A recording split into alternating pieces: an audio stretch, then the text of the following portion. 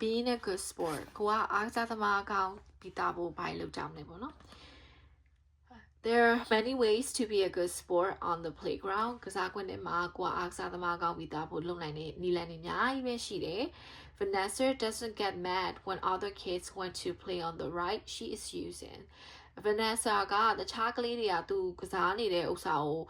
သူစော့နေတဲ့ဥစ္စာကိုလာပြီးသုံးချင်တယ်ဆိုလို့ရှိရင်သူကစိတ်မဆိုးဘူးတဲ့ She waits her turn to play သူလှည့်ရဖို့သူစောင့်နေ She treats other people with kindness တခြားလူတွေကိုလည်းကျင်နာမှုနဲ့ဆက်ဆံနေ She helps them if they fall down တကယ်လို့မှတခြားကလေးတွေကချော်လဲသွားတာပြုတ်ကျသွားတာဆိုလို့ရှိရင်လေသူကကူညီပေးတယ်တဲ့နော်If everyone take turns on the playground, everyone can have fun. လူတိုင်းသာကိုယ့်လက်သူ့လက်စောင့်ပြီးတော့ကစားခွင့်မှာကစားရဆိုရင်လူတိုင်းပျော်ကြရမှာပေါ့ You can be a good sport when you play on the team too. ကိုကသာအဖွဲ့အစည်းနဲ့အုပ်စုလိုက်ကစားရတဲ့ဟာမျိုးမှာကစားရမယ်ဆိုလို့ရှိရင်လေကောင်းတဲ့အားကစားသမားတယောက်ဖြစ်လာနိုင်တယ် Rudy shares the ball with his teammates သူရဲ့ကစားဖို့နဲ့အတင်းနဲ့လူနဲ့ပေါ့နော်ဘောလုံးကန်တယ်ဆိုလို့ရှိရင်တည်တဲ့အတိုင်းပဲ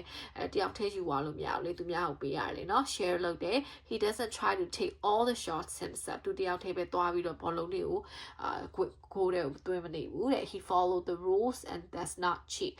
နော်စီကံတွေလည်းလိုက်တာတယ် cheat မလုပ်ဘူးပေါ့နော်Rudy also plays his best. Rudy ကအကောင်းဆုံးကြိုးစားတယ် He listens to his coach. သူရဲ့နီးပြပြောတဲ့စကားကိုလည်းနားထောင်တယ် He doesn't quit when he's losing. သူတကယ်လို့မှရှုံးကန်နေဆိုလို့ရှိရင်သိတဲ့အတိုင်းပဲကလေးတွေကဘာလုပ်တက်လဲဆိုလို့ရှိရင်မကစားတော့ဘူးဆိုဖြစ်သွားတတ်တယ်လေနော် သူကရှုံးတော့မယ်ဆိုတာကိုသိနေပေမဲ့လည်း သူကquit မလုပ်ဘူးပေါ့နော်လက်မလျှော့လိုက်ဘူးတဲ့နော်ထွက်သွားတာမျိုးတွေပါမရှိဘူးတဲ့Don't forget to pass the ball to your teammates when you play soccer. ဘောလုံးကစားလေပူတယ်ဆိုလို့ရှိရင်တော့တင်ပြီးတော့ဒီမှာပါအခြားကိုယ့်ရဲ့အဖွဲ့သားတွေကိုလည်းဘောလုံးကိုလက်ဆင့်ကမ်းပေးဖို့မပေးပါနဲ့တဲ့နော်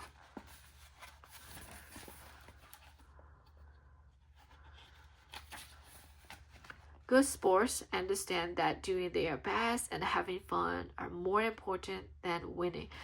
အားကစားသမားကောင်းဆိုရင်နားလည်လိမ့်မယ်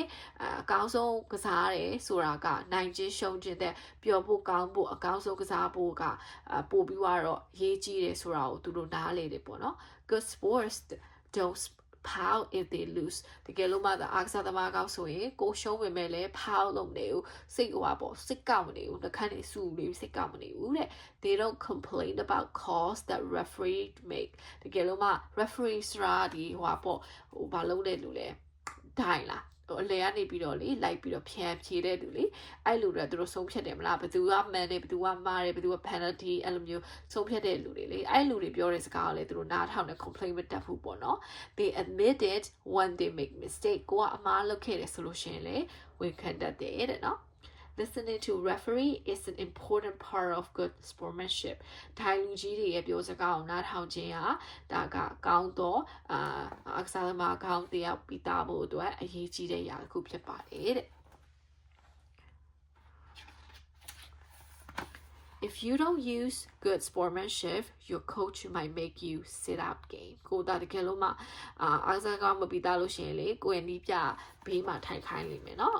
ကစားရမှာမဟုတ်ဘူးဒါတို့သမီးတို့က What happens if you're not a good sport ကိုကအားကစားသမားကောင်းမပြီးသားရင်ဘာဖြစ်မလဲကြည့်အောင်နော် Your friends or teammates may not want to play with you ကိုတငယ်ချင်းတွေကိုကစားမဲ့ဖော်ရကိုနဲ့ပဲကစားချင်တော့မလဲ Your coach may keep you on the bench and not in the game ကိုရဲ့ကစားနည်းပြရလေနော်ကိုကစားဒီကစားပွဲတွေမှာခေါ်ပြီးတော့ကစားခိုင်းမယ်စားထိုင်ကုန်မှာပဲထိုင်ခိုင်းနေမှာပေါ့ In fact people may not want you on their team ကိုရဲ့အဖွဲ့ထဲမှာလေဒီလိုလူကိုဖယ်ပါစီချင်တော့မလဲသိတယ်မလားရှုံးရင်ညစ်တတ်တဲ့လူလို့နော်ဘဲတတ်တဲ့လူလို့ဆိုရင်ဘယ်သူမှမကြိုက်ဘူးလေနော် Show is sportsmanship You can be a good sport in all parts of your life ကိုယ့်ရဲ့ဘဝမှာဘယ်ရာမဆိုမှာအားကစားသမားပြီးသားလို့ရတယ်နော် Trudy works with family members ကိုကစားတကယ်ကိုအိမ်သားတွေနဲ့ကစားတယ် They make dinner and set the table ညစာစားပြီးလို့ရှိရင်ကစားဖို့အတွက် table လုပ်တယ် Don help his younger brother Johnny learn to play sport အဲ့တော့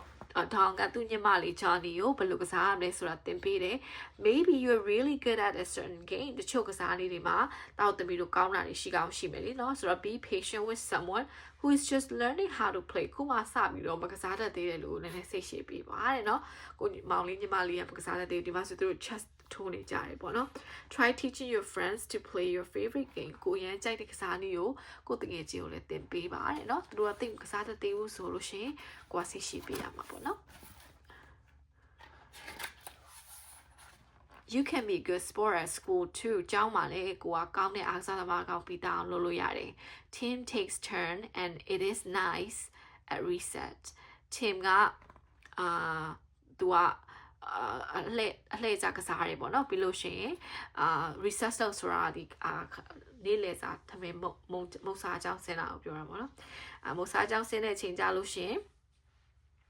သူကစားတဲ့အခါမှာကောင်းကောင်းကစားတယ် He invites others to join the game သူကစားနေတဲ့ဥစ္စာကိုခြားလူတွေလည်းဝင်ပါဖို့အတွက်သူကlike ဖိတ်တယ် Be happy for a classmate who gets a good grade on the test ကစားကျောင်းမှာအမကောင်းတဲ့ကလေးတွေဆိုလို့ရှိရင်လည်းကိုကဝမ်းသာပေးပေါ့နော် Remember to thank the people who help you if you win a game or were တကယ်လို့မှကိုကစားပွဲမှာပဲဖြစ်ဖြစ်နိုင်ရသွားတယ်ဆိုလို့ရှိရင်ကိုကူညီခဲ့တဲ့လူတင်ပေးတဲ့လူတွေကိုလည်းကျေးဇူးတင်ဖို့မမေ့နဲ့တဲ့နော်Congratulate your friends and teammates when they do a good job ကိုရဲ့ကစားဖော်တွေတကယ်ချင်းတွေကသူတို့နိုင်သွားတယ်ဆိုလို့ရှိရင်လည်းတွားပြီးတော့ congratulate လို့ပေါ့နော်ဂုဏ်ယူပေါ့ဂုဏ်ယူတဲ့စကားလေးပြောပေးပါတဲ့ People will respect you when you show sportsmanship ကိုကဒါဒီလိုကောင်းတဲ့အားကစားကတမကောင်းပြီးသားတဲ့အရာတွေကိုပြရဲဆိုလူတွေကကိုလေးစားလိမ့်မယ် They will want to play with you ကိုနဲ့လည်းကစားချင်လိမ့်မယ် They will see that you are fair and follow the rules ကိုကတရားမျှတမှုရှိတယ်စီကတ်တွေလည်းလိုက်နာရဲဆိုတာကိုမြင်လိမ့်မယ် You may even inspire others to be good sports too ကိုကတခြားလူတွေတောင်မှကိုတောင်မှပဲကိုကဒီလိုကောင်းတဲ့အားကစားသမားကောင်းဖြစ်အောင်လို့ကိုကသွားပြီး inspire လုပ်နိုင်လိမ့်မယ် inspire လုပ်တယ်ဆိုတာဘယ်လိုလဲစိတ်ခွန်အားပေးတာအားပေးတာပေါ့နော်လှုပ်ဆော်တာပေါ့အဲ့လိုပုံစံမျိုးလေးဖြစ်နေစေလိမ့်မယ်တဲ့နော် If you are a good sport you be sure to have a good time ကိုသာအားကစားသမားကောင်းဆိုရင်ဒါကောင်းတဲ့ပြောစရာကောင်းတဲ့အခြေအနေလေးရရှိမှာသိချပါပဲတဲ့နော် Okay အဲ့တော့ဒီဆောက် clear sportsmanship တဲ့တားတို့သမီးတို့ရောဘယ်လို sport ကိုကစားလဲတကယ်လို့မှ sport မကစားဘူးဆိုရင်လည်းအိမ်မှာတခြားဘာကစားနည်း game လေးတွေကစားကြတာရှိလဲအဲ့လိုကစားလို့ရှိရင်ကိုလှည့်သူ့လှည့်လောက်တလားကိုကနိုင်တာရှုံးတဲ့အခါမျိုးမှာရှုံးဝဲမေးတာတို့ဘာလို့ရှိသလားသူများနိုင်တာကိုကပျော်ရွှင်ပေးမှုရှိသလားเนาะအဲ့ဒါလေးတွေကိုလည်းတတိထားကြည့်ကြပေါ့เนาะ